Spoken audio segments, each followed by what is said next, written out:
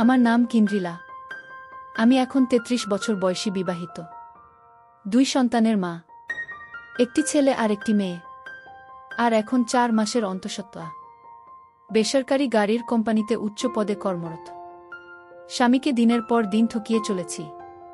তাতেও আমার কোনো অনুশোচনা নেই, কারণ আমার স্বামী একজন 1 মিনিট ম্যান। মেরে কেটে ২ বা ৩ মিনিট পারতেন। কোনো দিন তার আগেই ওনার বেরিয়ে যেতে। এহেন মানুষের সাথে আমার মতো আগুন মেয়ের সারা জীবন কাটানো খুবই কষ্টসাধ্য ছিল। স্বভাবতই নিজের খিদে মেটাতে পর পুরুষের প্রতি আকর্ষণ। তবে যাকে পাবো তাকে দিয়েই নেবে এরকমটা নয়। বাছবিচার করেই অন্যের রানী হয়েছি। বিয়ের আগে থেকেই আমি আগুন মেয়ে। একে একে সবগুলোই কাহিনীর আকারে তুলে ধরছি। আশা করি গল্প আপনাদের ভালো লাগবে।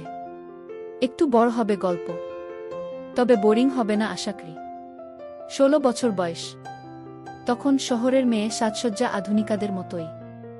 মিনিস্কার্ট পরতে ভালোবাসতাম। গায়ের রং একদম আলতা।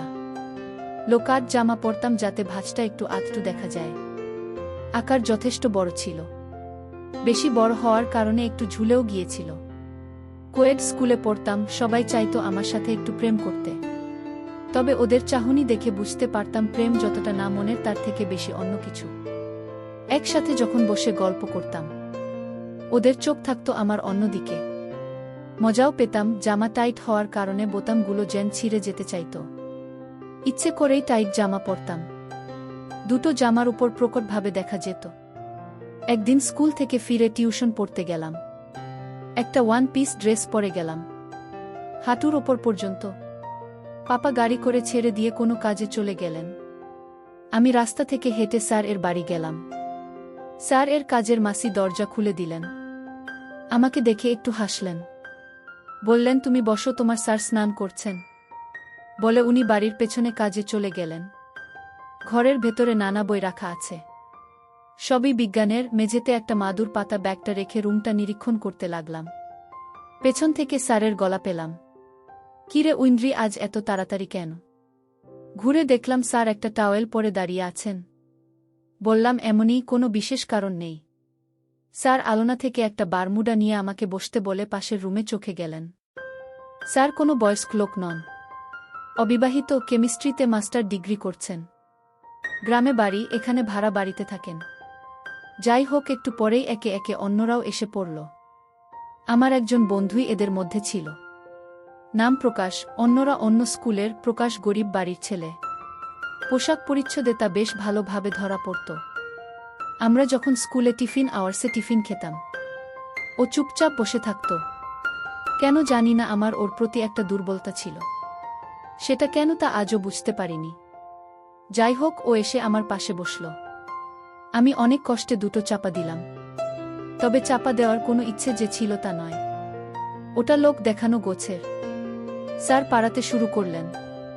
ঘণ্টা খানেক পরে প্রকাশ আমার কানের কাছে মুখ নিয়ে এসে ফিসফিস করে বলল, উইন্দ্রি, তোর জামার বোতামটা লাগা সব দেখা যাচ্ছে।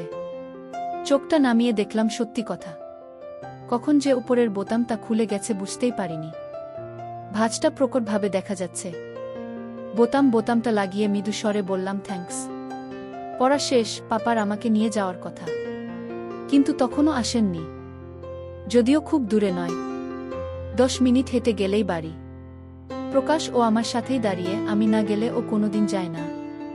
আধ ঘন্টা হয়ে গেলেও পাপা এলো না। প্রকাশকে বললাম, চল হেঁটেই চলে যাই। দুজনে পাশাপাশি হাঁটতে লাগলাম। প্রকাশ বলল, তুই এরকম কাপড় জামা পরিস কেন?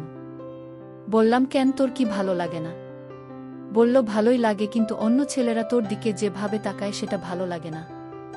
আজ সবাই দেখেছে। আমি বললাম, শুধুমাত্র খাস দেখেছে, তুইও তো দেখেছিস, তোর ভালো লাগেনি?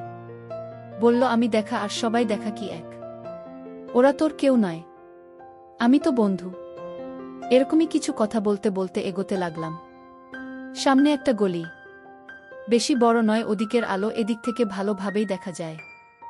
গলিতে ঢুকে প্রকাশ বলল, একটু দাঁড়া, পেচ্ছাপ করব। বলেই পাশে নালাতে পেচ্ছাপ করতে গেল। দাঁড়িয়ে কাজ শুরু করে দিল। উল্টো দিকের আলোতে ওর বেশ ভালো করে দেখা যাচ্ছিল। বেশ বড় মনে হলো। শেষ হলে কয়েকবার নাড়ালো। ওইটা দেখে কেমন একটা অনুভূতি হলো। ফিরে বলল, এবার চল। ওকে চমকে দিয়ে বললাম, তোরটা কিন্তু দারুণ। আমার কথায় লজ্জা পেয়ে গেল। হাতটা হাতে নিয়ে বললাম, চল, আর লজ্জা পেতে হবে না। বাড়ি ফিরে এলাম, মা দরজা খুলে দিল। মাকে প্রকাশের পরিচয় দিলাম। মা প্রকাশকে ভেতরে বসতে বলে রান্নাঘরের দিকে চলে গেল। আমি প্রকাশকে বললাম, তুই বস, আমি জামাটা চেঞ্জ করে আসি। রুমে গিয়ে একটা পাতলা স্ট্র্যাপ দেওয়া জামা পরে এলাম। ভেতরে জামা পরলাম না। এসে প্রকাশের সামনের সোফাতে বসলাম। একটা পা আর একটা পায়ের উপর তুলে দিলাম। প্রকাশ আমার দেখতে পেল। হাতের মুদ্রাতে ইঙ্গিত করে বোঝালো, দারুণ। মা খাওয়ার দিয়ে গেল দুজনকে। খেতে খেতে প্রকাশকে বললাম, কেমন? বলল, ঢাকা। তাই কি করে বলবো? আমি তখন পা দুটো সরিয়ে দিলাম। ও হা করে দেখতে লাগলো। মায়ের পায়ের আওয়াজ পেলাম। চট করে নিজেকে গুছিয়ে বসলাম। মা বলল যে পাশের বাড়িতে যাচ্ছে। পাপা এলে যেন দরজাটা খুলে দিই। মা চলে গেল। প্রকাশের হাত ধরে আমার রুমে নিয়ে এলাম। জিজ্ঞেস করলাম, এবার বল কেমন? ও বেশ চালাক ছেলে। বলল, দূর থেকে বুঝতে পারিনি। বুঝলাম ও আবার আমার দেখতে চাইছে। জানালার পর্দাগুলো ভালো করে টেনে দিলাম। বললাম, ভালো করে দেখে নে। কাছে এসে নামিয়ে দিল। ও বল, হাত দেব? আমি বললাম, দে। একটা ঠান্ডা স্রোত যেন মেরুদণ্ড বেয়ে নেমে গেল। বুকের ভেতর থেকে হৃৎপিণ্ড যেন বেরিয়ে আসবে। এভাবে প্রায় কাজ করিয়ে নিতাম। উচ্চ মাধ্যমিক পাস করলাম। বেশ ভালো নাম্বার নিয়ে অটোমোবাইল নিয়ে বিটেক ভর্তি হলাম তামিলনাড়ুর এক নামকরা কলেজে। ভুলে গেলাম প্রকাশের কথা। অনেক নতুন বন্ধু হয়েছে, যদিও কাউকে তখন সেভাবে বন্ধু করিনি। অনেকেই আমার মতো আগুনের সংস্পর্শে আসতে চায়, যদি একবার পায় তার চেষ্টা করে। কিন্তু সেরকম কাউকেই দেখিনি যাকে দেখে ভিজে যেতে পারে। দেখতে দেখতে 1 বছর কেটে গেল। 2টো সেমিস্টার শেষ। বাড়ি এলাম 1 মাসের জন্য। মা বলল, চল মামা বাড়ি। মামা অনেক করে ডেকেছে। মামা বাড়ি গ্রামে, বেশ দূর। ট্রেনে সময় লাগে 4 ঘন্টা। আর ট্রেন থেকে নেমে রিক্সাতে আরও প্রায় 20 মিনিট। অনেক দিন পরে মামা বাড়ি যাচ্ছি। পরনে নীল জিন্স আর কালো টি শার্ট, চোখে সানগ্লাস। নিজেকে আয়নাতে দেখে বুঝলাম বেশ সুন্দরী লাগছে। বিকেলে 5টা নাগাদ মামা বাড়ি পৌঁছলাম। মামা, মামি, দাদু, দিদা, মামাতো দাদা সবাই বাইরে বেরিয়ে এলো। সবাইকে প্রণাম করলাম। মামা বাড়ি দোতলা কিন্তু মাটির। মামাতো দাদা সঙ্গে করে উপরের রুমে নিয়ে গেল। দিনের আলোতে বেশ অন্ধকার, কিছুই প্রায় দেখা যাচ্ছে না। বলল, কারেন্ট নেই। দম যেন বন্ধ হয়ে আসছে। দাদা ফস করে একটা দেশলাই জেলে একটা মোমবাতি জ্বালিয়ে দিল। কি অসম্ভব গরম। কোনো মতে চেঞ্জ করে বাইরে বেরিয়ে এলাম। বাইরে বেশ বাতাস বইছে। দেখলাম অনেকে মেয়ে বউ মায়ের সাথে দেখা করতে এসেছে। আমাকে সবাই দেখতে চায়। কাউকেই চিনি না। বিভিন্ন জন বিভিন্ন কমপ্লিমেন্ট দিতে লাগলো। সবই শুনতে ভালো লাগলো। মা বলল যে, যা দাদার সঙ্গে একটু ঘুরে আয়। বুঝতে পারলাম না এখানে কোথায় যাব ঘুরতে। তাও নিমরাজি হয়ে বেরোলাম। দাদা বলল, চল তোকে আমাদের দিঘিটা দেখিয়ে আনি। মায়ের মুখে দিঘির কথা শুনেছি কিন্তু কখনো দেখিনি। রাজি হলাম। হাতে একটা টর্চ নিয়ে নিল। একটা মেঠো পথ ধরে দাদার পিছু পিছু হাঁটতে লাগলাম।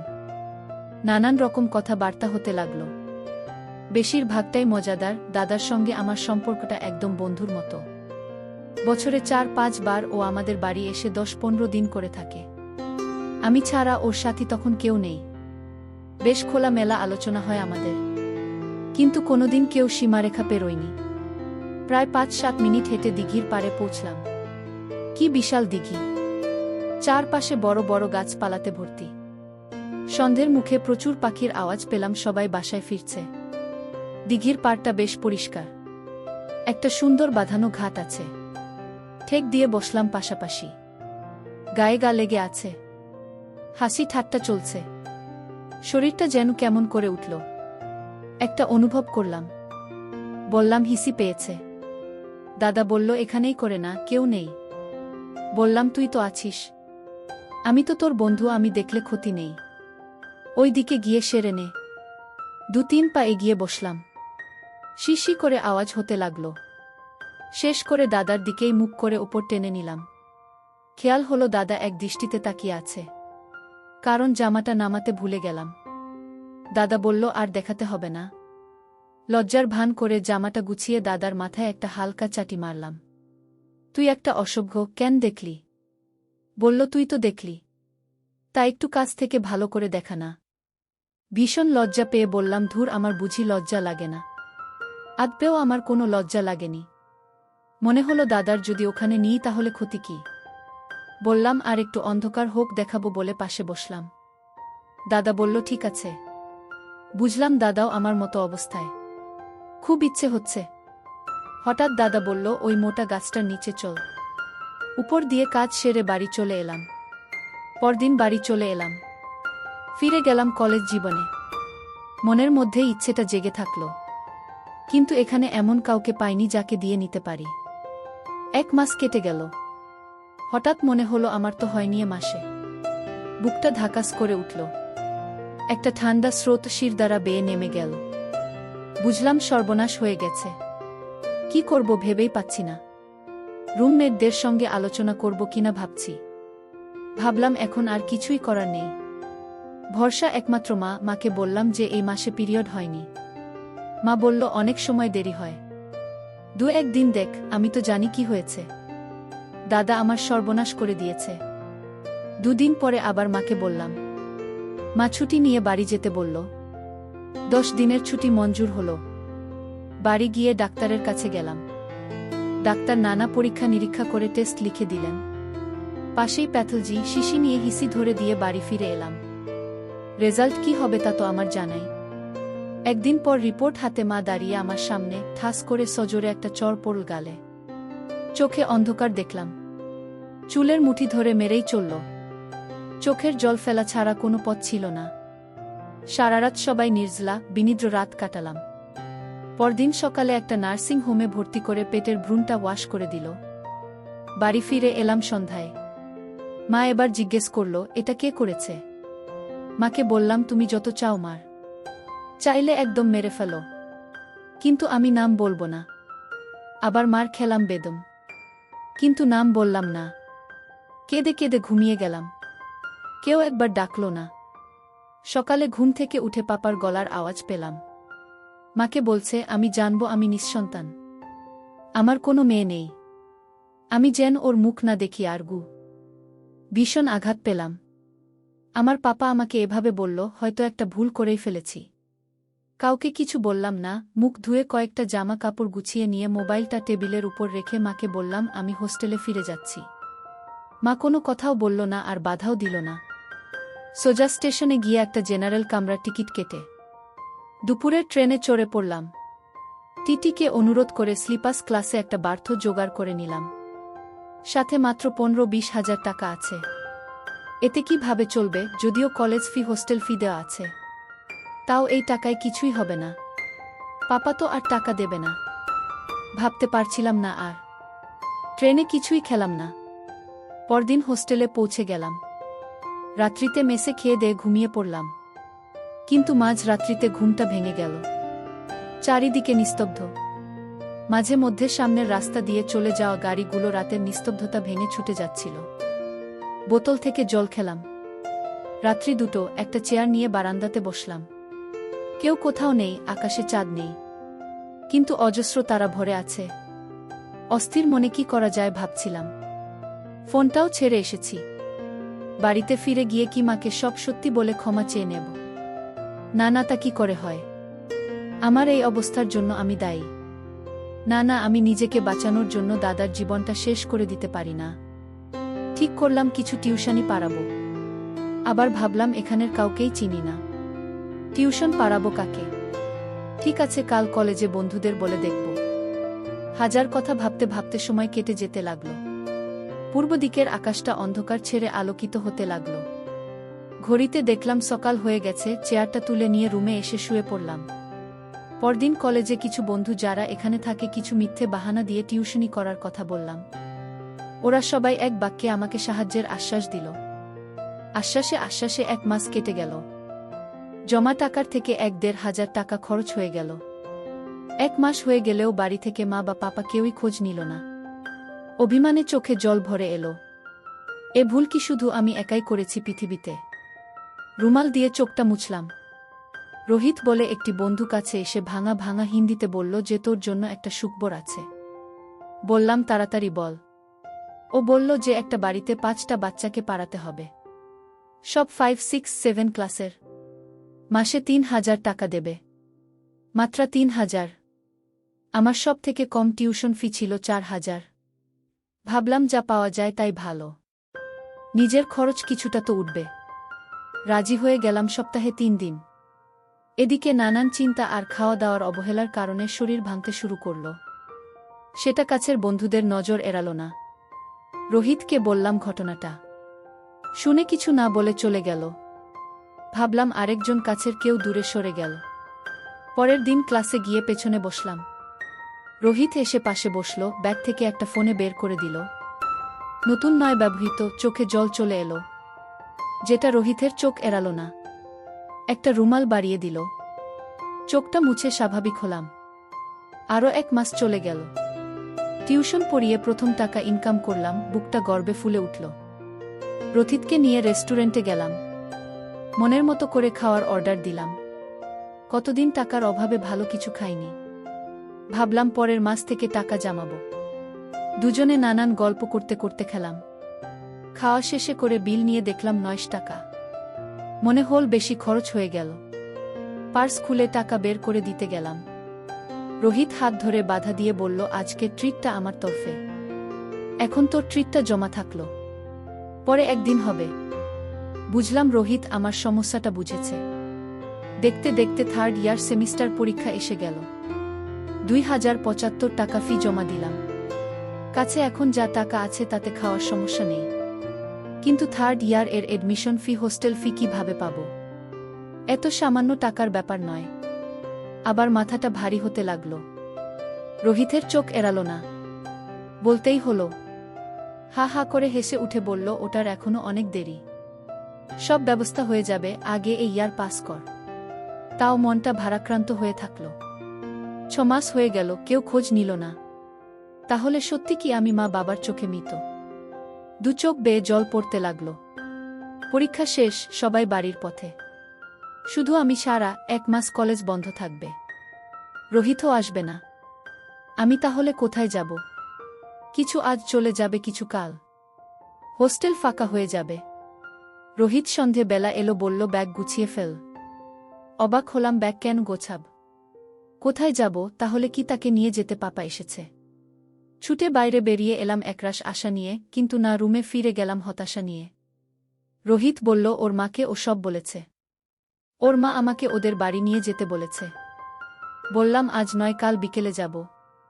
মনের মধ্যে একটা ক্ষীণ আশা যে হয়তো পাপা কাল আসবে। আমি না থাকলে খুঁজবে কোথায়? কিন্তু না, আমি খুব ভুল। আমার এবার সন্দেহ হলো যে আমি ওদের মেয়ে তো নাকি কোনো অনাথ আশ্রম থেকে দত্তক নেওয়া বেওয়ারিশ মেয়ে। আর ভাবলাম না। পরদিন বিকেলে রোহিতের সাথে ওদের বাড়ি গেলাম। অপরিচিত ফ্যামিলি হলেও আমার ভয়ের কারণ নেই, কারণ সব থেকে বড় ক্ষতি আমি নিজেই করে নিয়েছি। আর ও আমার বিপদের একমাত্র সাথী। একে আমি কোনোভাবেই হারাতে রাজি নই। রোহিতের মায়ের সাথে আলাপ হলো। রোহিতের মা বাবা কেউ ভালোভাবে হিন্দি বলতে পারেন না। ভাঙা ভাঙা হিন্দিতে কথাবার্তা চলতে থাকলো। আমি ওনাকে আত্মাই বলতাম, আত্মাই মনে কাকিমা, তামিলে মামা, মনে কাকু। বেশ ভালোই কাটতে লাগলো দিনগুলো। কাকিমার কাছে অনেক রকম রান্না শিখলাম। 2-1 বার রান্না করে খাওয়ালাম। কাকু কাকিমা মাথায় হাত বুলিয়ে অনেক আদরও করলেন। রোহিতের সাথে বেশ ফ্রিভাবে মিশে গেলাম। মামা মনে কাকুকে বললাম একটা যদি শিক্ষা লোন করে দেন। কাকু ব্যাংকের ম্যানেজার, বললেন এডুকেশন লোন পাওয়া যাবে না। যদি চাই তাহলে টার্ম লোনের ব্যবস্থা করে দিতে পারেন। তাতেই রাজি হলাম। 3rd ইয়ারের সেমিস্টারের সময় করে দেবেন। রোহিতকে বললাম আরও কয়েকটা টিউশন জোগাড় করে দিতে, না হলে লোন শোধ দেব কিভাবে। রোহিত যথারীতি আশ্বাস দিল। 1 মাস দেখতে দেখতে কেটে গেল। সময়টা খুব মজা করে কাটালাম রোহিতের সাথে। কোনো রকম অসভ্যতাও করেনি। মনে মনে রোহিতকে ভালোবেসে ফেললাম। সুযোগ পেলেও এড়িয়ে গেছে। ওকে না দেখতে পেল মনটা ছটফট করত। সব কিছুতেই ওকে খোঁজার চেষ্টা করতাম। মানে শয়নে স্বপনে জাগরণে শুধুমাত্র রোহিত আর রোহিত। ক্লাসের পর ঘন্টা দুজনে নিরিবিলিতে কাটাতাম। ও আমার কোলে মাথা দিয়ে শুয়ে থাকত, আমি মাথার চুলে বিলি কাটাতাম। ইচ্ছে করে ওর দিকে ঝুঁকে পড়তাম, কিন্তু অতি ভদ্রতার খাতিরে ও কিছু করত না। বুঝলাম যা করার আমাকেই করতে হবে। এখন তো জেনেই গেছি না হওয়ার ফর্মুলা। ইচ্ছে করেই ওকে দিয়ে ওষুধ কেনালাম। বললাম আমার সমস্যা, তাই এটা খেতে হয়। এটা অবশ্য এর প্রেসক্রিপশন অনুযায়ী। কিনে এনে দিল। দেখতে দেখতে সেকেন্ড ইয়ারের পরীক্ষা শেষ হল। যথারীতি রোহিতের বাড়ি গেলাম। রোহিতের মা বাবা বেশ, বাড়ির কথা ভুলেই গেলাম। ছুটির দিনে দুপুরে সবাই একসাথে খেতে বসেছি। কাকু বেশ কিছু মজাদার ঘটনা শোনালেন। রোহিতের ছোট বয়সের। রোহিত ভীষণ লজ্জা পেয়ে গেল। হঠাৎ আমার ফোনটা বেজে উঠল। কে আবার আমাকে ফোন করল? যারা করে তারা সবাই এখানে। কোনো বন্ধু হবে হয়তো। বাম হাতে ফোনটা নিয়ে চমকে উঠলাম। হৃদয় বিদীর্ণ করে দেওয়া একটা কান্না গলার কাছে আটকে গেল। কোনো নাম নেই, শুধু নাম্বার। কিন্তু এটা আমার চেনা, এটা মায়ের নাম্বার। হ্যালো, কে? ওপাশ থেকে আওয়াজ এলো, তিতলি, আমি মা। আমার মা বাবা আমাকে এই নামেই ডাকত। মা, কাকে চাইছেন আপনি? তুই কি তোর মা পাপাকে ভুলে গেছিস? বললাম, সেটা তোমার ভালোই বলতে পারবে কে কাকে ভুলে গেছে। বলল, কেমন আছিস মা? আর কান্নাটা চেপে রাখতে পারলাম না। হাউমাউ করে কেঁদে ফেললাম। কাকু কাকিমা রোহিত আমার আর মায়ের কথোপকথন বুঝতে না পারলেও কান্নার ভাষা বুঝতে অসুবিধে হল না। সবাই উঠে ছুটে এলেন আমার কাছে। মায়ের থেকে পাপা ফোনটা নিয়ে বলল, তোর কি পাপাকে একবার দেখতেও ইচ্ছে করে না? পাপার কথাগুলো স্মরণ করিয়ে বললাম। এতদিন পরে হঠাৎ কেন মনে পড়ল বেঁচে আছি কিনা যাচাই করতে। পাপা, আমি কি পৃথিবীর একমাত্র মেয়ে যে এই ভুলটা করেছে? চলে আসার পরে একবারও মনে হয়নি এই অচেনা পৃথিবীতে, অচেনা অজানা পৃথিবীতে আমার কি হবে? খোঁজও নাওনি তোমার, তাহলে আজ কেন? আমি এখন যাব না। কাকু আমার হাত থেকে ফোনটা নিয়ে পাপার সাথে ইংরেজি হিন্দি মিশিয়ে কথা বলতে লাগলেন। নিজের পরিচয় দিলেন, শেষে বললেন আমাকে বুঝিয়ে সামনের সপ্তাহে পাঠিয়ে দেবেন। আরও টুকিটাকি কথাবার্তা সেরে ফোনটা ছেড়ে দিলেন। দাঁড়িয়ে দাঁড়িয়ে কাঁদতে থাকলাম। কাকিমা মাথায় হাত বুলিয়ে খেতে বসলেন, কিন্তু খেতে পারলাম না। উঠে হাত ধুয়ে শুয়ে শুয়ে অনেকক্ষণ কাঁদলাম। কখন ঘুমিয়ে পড়েছিলাম মনে নেই।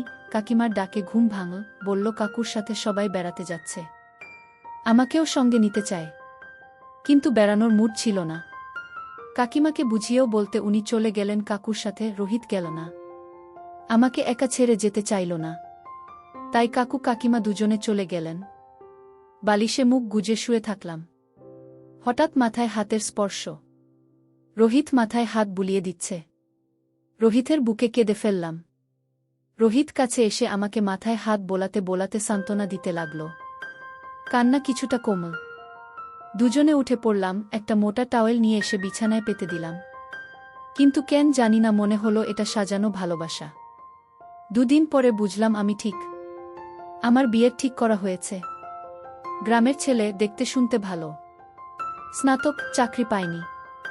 বাবার একটি বড় ব্যবসা, হার্ডওয়্যার এর। ছেলে এসেছে আমাকে দেখতে। দেখে ওদের পছন্দ হলো। আমি মুখ তুলেও ছেলেকে দেখলাম না। মা জানতে চাইল আমি রাজি কিনা। বললাম, আগে আমি পড়া শেষ করব, তারপর বিয়ে করব। তাতেই রাজি ছেলে। ওরা চলে গেলে মায়ের সঙ্গে ভীষণ ঝগড়া হলো। পরের দিনই চলে এলাম এখানে। 3 দিন বাকি কলেজ খুলতে। রোহিতের বাড়িতে গেলাম। পড়া শেষে হলো একটা গাড়ির কোম্পানিতে চাকরি পেলাম। 7 লাখ টাকার প্যাকেজ। যে কোম্পানিতে আমি আজও আছি। বেশ ভালো পদে, ভালো বেতনে। রোহিত বিদেশ চলে গেল। যোগাযোগ বিচ্ছিন্ন হয়ে গেল। আর আমি ফিরে এলাম বাড়িতে। কথা অনুযায়ী বিয়ে করতে হলো। ইচ্ছে না থাকলেও করলাম। মনে মনে অপেক্ষা করতে লাগলাম। রাত্রি প্রায় 2টোর পর সবাই চলে যেতে আমার স্বামী ঘরে ঢুকল।